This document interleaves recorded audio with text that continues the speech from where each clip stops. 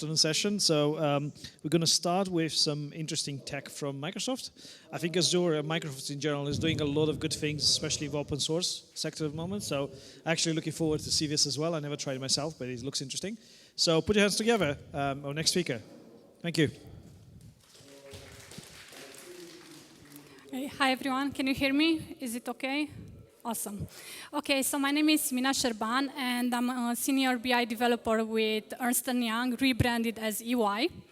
And today we are going to discuss about doing cloud data integration with Azure Data Factory. Got the possibility to work to shift actually to Microsoft technologies. Ernst & Young is one of the largest professional services employer in the world, and I'm being part of the advisory group working on project and portfolio management.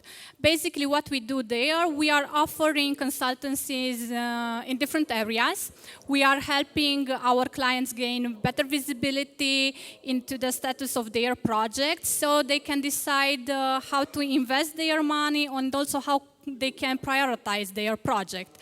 And of course, this implies working with loads of data, large volumes of data, and this data does not reside into a single system. So we have to bring data from different systems either they are online or either they are on premises. We have to transform it, we have to clean it so that to get it ready for reporting. As we are going to spend together 38 minutes, as per my prompter, we are going to discuss about the current state of cloud adoption and what we've been seeing in the past years with our clients, but also about the trends in the industry.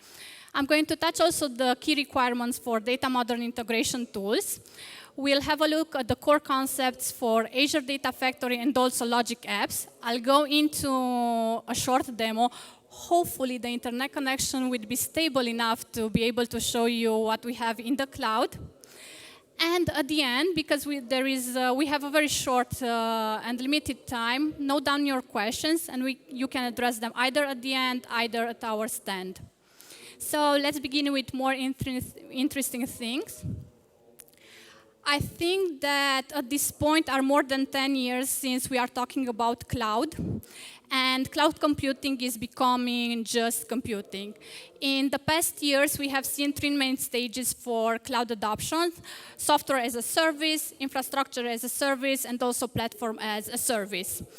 Almost every company is using some sort of cloud service as part of their IT. Most of our clients have started migrating to the cloud in the software as a service application, their emails. So they move the emails either to Office 365, either to Gmail for Business. The second wave of cloud adoption has been mostly focused on infrastructure as a service because it was easier to deploy, it was easier to migrate. It would just take, I don't know, your application that you have deployed to your local service, and you deploy them either on virtual machines, hosted in the cloud. Yeah, sorry, I just got confused myself, of course. Okay, so most of our clients in the past years have reduced the investment on data centers or expanding on premises their computing capacity. They are renting more and more resources from the large cloud data providers. Either they are renting the virtual machines, either they are renting services for storage or maybe computing. And yes, as I was mentioning, we have three stages, and in the past years we've seen that platform as a service is gaining more and more space within this cloud adoption. Why is this happening? Well, platform as a service is usually cheaper in terms of money that you pay for computing and storage due to the multi-tenant models. Also, platform as a service is quicker in most cases when we are talking about deploying or updating application. Platform as a service scale better, and nevertheless it is easier to manage and also to monitor the platform as a service. Okay, we've seen what was in the past, but what the future holds for us. As you can see on my slide, Gartner estimates that in the next 3 years, platform as a service is going to double its size, and is going to be the main offering for cloud adoption.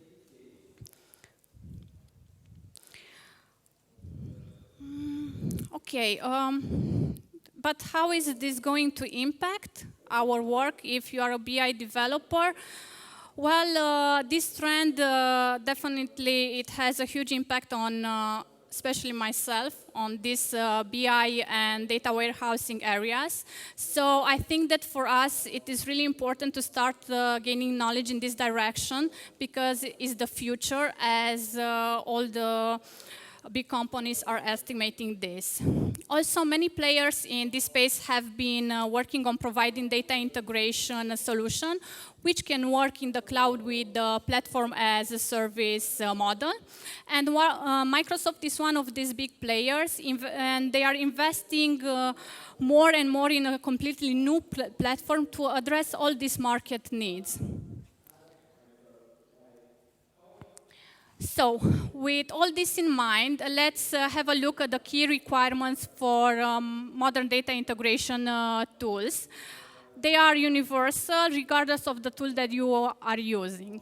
First of all, the modern data integration tools should be able to work in a hybrid environment. Most clients, even if they are investing massively in the cloud, they still have data either on premises, and a modern data integration tool has to be able to connect easily to on-premises data through different corporate firewalls. You can also have data in software as a service applications, where usually you get it to various APIs, or you can have regular applications that are deployed on virtual machines. Another important aspect is flexibility. Ideally, out of the box, you should have a wide range of connectors to allow you to connect to different applications. It should handle flexible data schemas because most applications are no longer storing data in a static relational format. It should adapt to source data changes very easily. I don't know, maybe you want to add a new field to your database. It should be extensible so that you can build different custom components whenever it is required. And nevertheless, it should you should be able to orchestrate it very well and in a flexible way, also trigger it in the same way. Another important aspect is that these tools, the trend is to be low code. As I was telling you, I'm not a developer. I know a bit of SQL that I was using to bring in the data into my different data visualization tools. So I don't know to code in Python. I don't know to do JavaScript or C#. My colleagues can do this on the development side, but I really appreciate a tool to be visual and to have starter templates, because for me it is easier also to understand and to work in an efficient way. Nevertheless, the data modern integration tools should be scalable. We've seen at our clients that they have thousands of pipelines, and their data volumes is increasingly very fast. So they should also be able to manage large data volumes. For an IT point of view, these modern data integration tools is important that the platform to be manageable.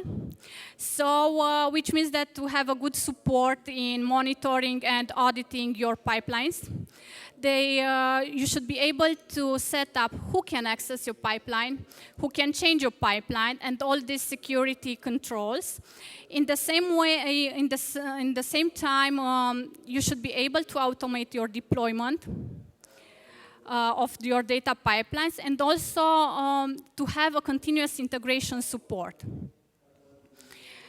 Besides having a client as a final user, you can also have integrated software vendors that might want to use your data integration platform to provide value-added services to other businesses. So for them, it is really important to be able to partition things and also to be able to control the cost, right? Now moving on, I'll talk about the two of the new tools Microsoft has in Azure Toolbox for addressing data integration scenarios, and they are Azure Data Factory and Logic Apps. First, let's have a look at Azure Data Factory. During my presentation, I'm going to interchange between the terms. I'm going to use Azure Data Factory and also ADF. It is the same thing. I'm referring to the same thing. So if you ever done data warehousing with Microsoft, you are probably familiar with SSIS. In many ways, Azure Data Factory is designed to replace SSIS, though it also supports to migrate data with SSIS packages and run them in the cloud as part of ADF pipelines. Anyways, on the long run, the goal is to replace SSIS. What is a data factory? Actually, a data factory can have one or more pipelines, and a pipeline is the basic and the core concept for ADF. It is a logical grouping of activities that together can perform a task. The activities can be categorized in three main groups. So we have data movement activities, we have data transformation activities, and we also have control activities. In order to be able to link your data stored to the data factory, you need a linked service. What is a linked service? The linked services actually are much like connection string, and which define the connection information needed for data factory to connect to external resources. And all this can work together with the help of the integration runtime, which is the compute infrastructure used by Azure Data Factory to provide data integration capabilities across different network environments. What I really like also in Azure Data Factory is the fact that you can trigger your pipeline based on different types of triggers. You can have an event, depending on what you need. You can have on-demand triggers. You can schedule also your trigger, or you can have data window triggers. Okay, so we've seen what is a pipeline. So just to recap, is a logical grouping of different activities, and these activities are pulling and pushing data into data sets. Data sets can be either tables, other files, or you name it, and these data items are stored in the linked services. The activities run on linked services, and they will produce the required output. Now that we have seen what is ADF doing, we can have a look at Logic Apps. So, if Azure Data Factory is more like an ETL tool solution and is being advertised as a replacement for SSIS, Logic Apps in some ways is a replacement for Workflow Foundation or BizTalk Server. It has connectors that can be used to connect to various applications. Most connectors have also reactive activities, so if something happens within an application, you can react through a Logic App flow. You can also do basic data integration with Logic Apps, but we should keep in mind that Logic Apps is not designed to handle large data volumes. You can see on the right screen that there is a screenshot with a basic Logic App flow. And we can add conditions on it and so on. We'll see at our demo if the internet will work exactly how to build one and how it looks. So fingers crossed, please, because I have big emotions for that. Okay, so if we have the question, shall I use ADF or Logic Apps? Well, the answer is quite simple, depends. On what? Depends on if you need an ETL tool, definitely you will go for ADF. So if you also have to do a lot of transformation, you have large data volumes, definitely ADF is the one to be used in these scenarios. But in case, I don't know, you want to get an email notification that a new file was uploaded on your OneDrive, for that you are going to use Logic Apps.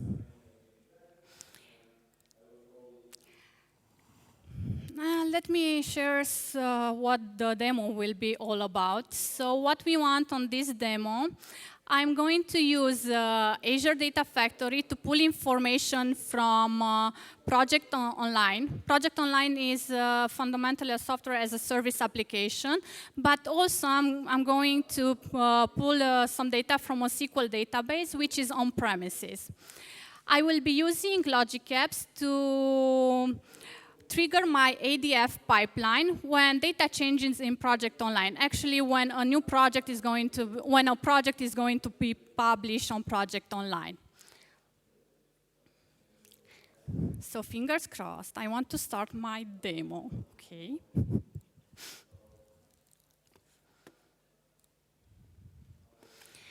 Okay, we were talking about Azure, but before Azure, let me share how my data is looking. Here I have a Project Online website, and here you can see my projects and also the task and different other details about my project. So I want this data to have it pushed into an Azure data warehouse, okay? And on the other side, I have my virtual machine, which holds financial data for my projects. This is going to be my on-prem data. On the virtual machine, in order to be able to trigger the data from my virtual machine and to bring it into Azure Data Factory, I have installed the integration runtime. It's quite easy to do it. You just go on the Microsoft Azure website, you'll find the installer, you follow the steps, and it's done. What I'm going to do in Azure Data Factory, I will offer the details for my integration runtime. It's going to be a self-hosted one. Okay, now we've seen this. Before starting to create your Azure Data Factory, you are going to need an Azure subscription. You go on the Microsoft Azure website and you create a free account. There is quite easy to do it, and you also have some credits on it. You have 130 euro, and it's valid for 12 months. Okay, you have your Azure subscription, you can log into your Azure portal, and you want to create a pipeline. Okay, the next steps, what you want to do is to have a resource group. You need a resource group where to store all your pipelines, and if you need logic apps, flows, and so on. My resource group for this demo is named demo. Quite intuitive. Okay. And here there are stored my Azure Data Factory and my logic apps and so on. Let's go get into the Azure Data Factory.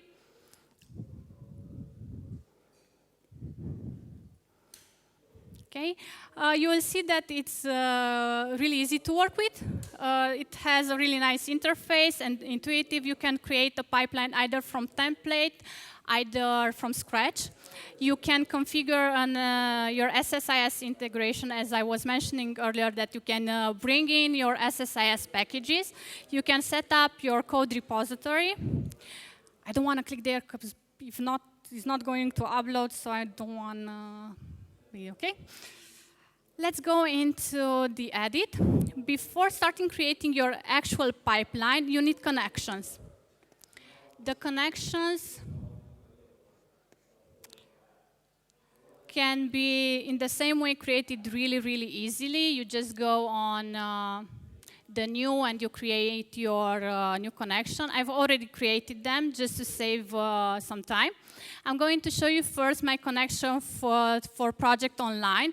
The link service is actually OData type. Azure Data Factory has multiple connectors, so you can connect, I don't know, you name it, and I'm sure you can find the connection. You set up your URL. You also set up your authentication. And here on the integration runtime, you have auto-resolve integration runtime. What means this is actually the Azure integration runtime. For my other connection, I'm going to use the self-hosted integration runtime, which is connected to my on-prem data from my virtual machine. I don't want to test it now. You can test it, but I'm not going to do this now. This is my on-premises connection. As I was saying, I'm using the integration runtime self-hosted. You can very easily create one from here, and you'll have different choices, self-hosted, Azure, and so on. You set up your details as for a SQL Server connection. So we have the connections for our data on-prem and also Project Online that we want to bring into an Azure SQL database. That means that we also need a connection for my final table in Azure. The Azure SQL connection looks like this. It also uses the Azure integration runtime. You set it up, your domain, and so on. You provide all the authentication details needed. Okay, we have the connections. The next step that you have to do is to create your data sets. On this tray, you can easily create the data sets. So I have 5 data sets. Why so many? I'm going to explain it on the way. So my first data set is going to bring me the data for my project, the project details, from Project Online. I set up here the connection that I've already shown you. It's the OData one. And from the path, I can select the collection that I want, the data, from where I want to bring the data into my Azure table or database. I'm going to leave projects.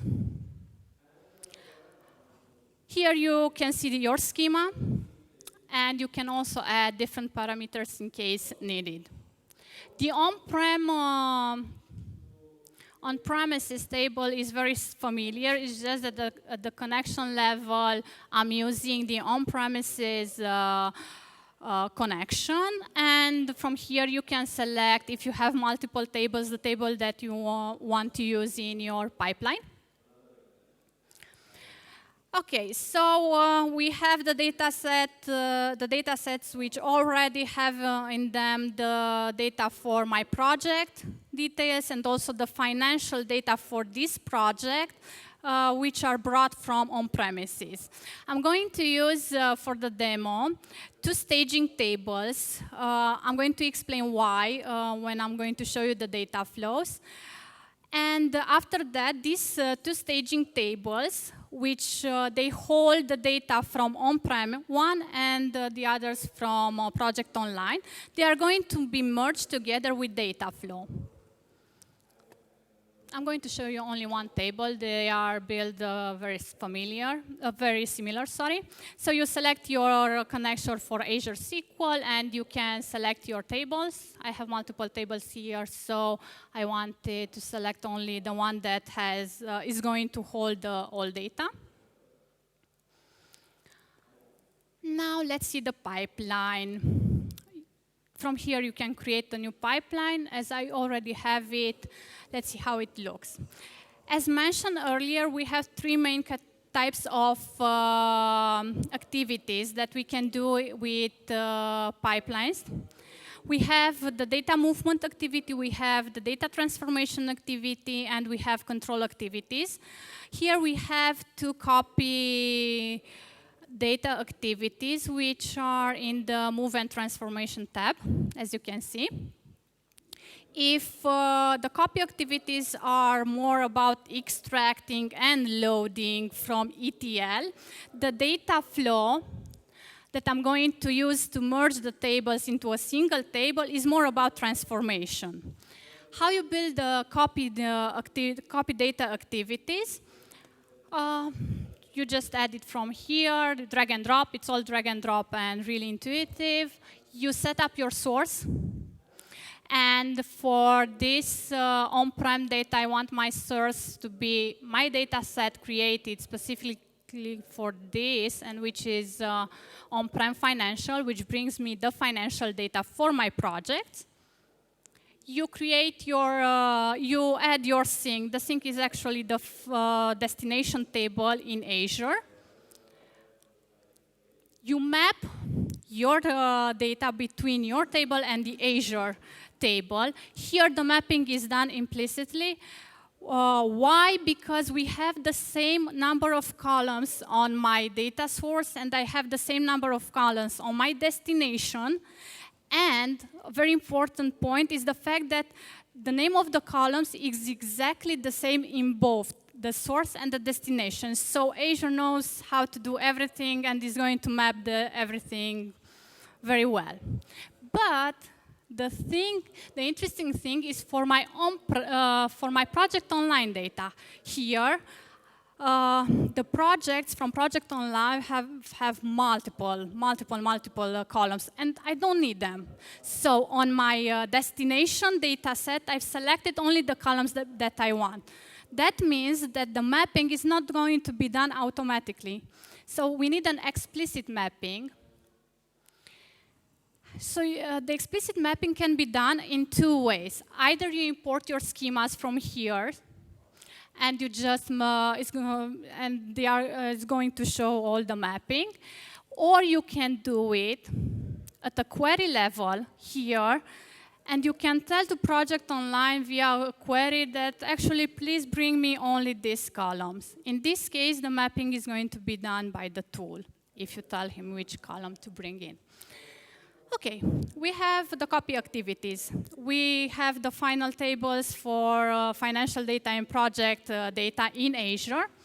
Now we want to merge them together. The merging is done with data flows. Data flows at the time being is just in preview. So there are some downsides for that. And the main downside is that the number of connectors is very low. It allows you to connect only to Azure sources. I'm going to show you how it looks. That's the reason why we needed the staging tables. We wanted initially to create the copy activities, to hold the data in temporary tables in Azure, and to bring them just in one table in Azure via data flows.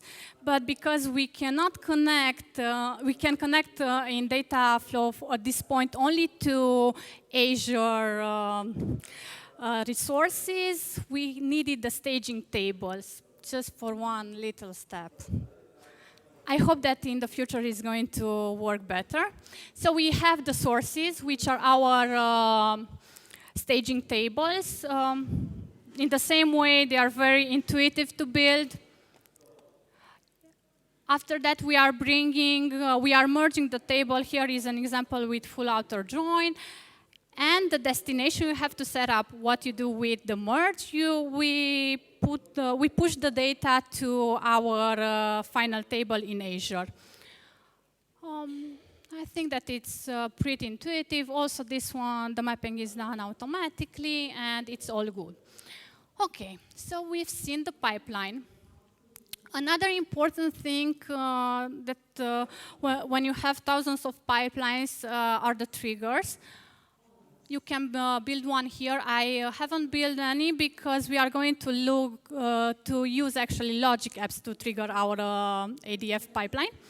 So, but you can use the trigger from here. You have three types of trigger. You have the schedule ones, you have the event ones, and you have the tumbling windows one. Now, if you are more into coding, I have a good news for you. Everything, the pipeline is saved in JSON code. Okay, you can, I don't know, you can chase things from here, and you can save your pipelines in Git and use them afterward. Let's see how we can run a pipeline. Either you run it in the debug mode, either you can trigger it from here now. Let's trigger it now. And let's see what happens in the monitor window. Here in the monitor window, what is nice is that you can see when your pipelines have run, if they failed, if they succeeded. You can see also, I'm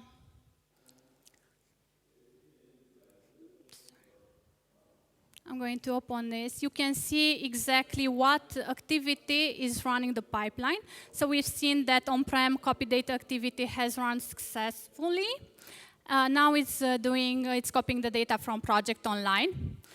Let's see what is done here. So we've seen that they copy 400 and almost 10 rows. You can see the duration, how much it took it to do it. You can also see the input and the output of it. Meanwhile, the pipeline is still running. There are a couple of tabs very interesting here. You can see on your dashboard how many pipelines have already run and how many have failed. You can also set up alerts and metrics. For instance, I don't know if you need an alert to come into your to notify you about something, you can set it up in here. Okay, let's see how our pipeline is doing. It's still in progress. I think that the internet connection is not helping us a lot, but it's okay. So it succeeded, and we have at least the data from on-prem and also from Project Online, which is really nice. Meanwhile, to save some time not to look at this screen, let's go into Logic Apps.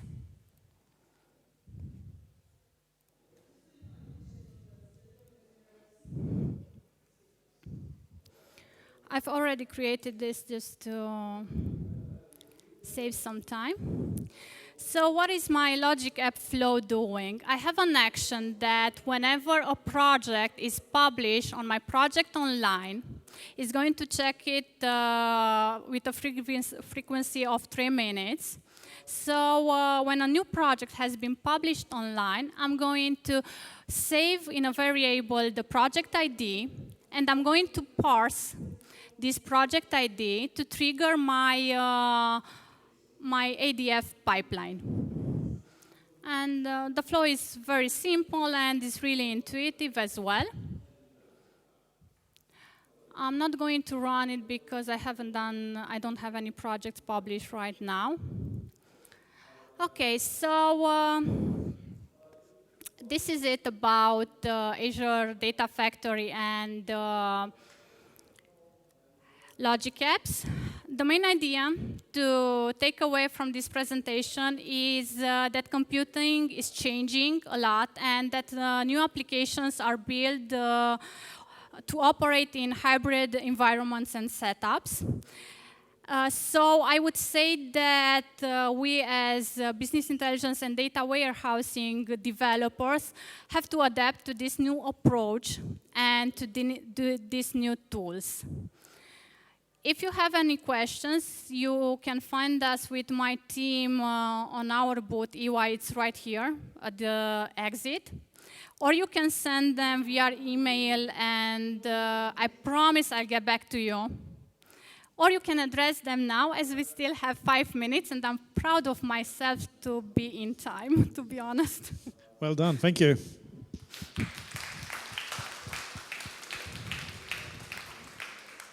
Any questions? No? Let's try and clap louder than the people next door. Thank you, Simina. Thank you as well. Come on, Thank you very much, everyone. I'm trying to be a cheerleader. Obviously, I'm the wrong person for the job, but We're going to have a 5-minute break, and then we're going to start with the next talk. Thank you.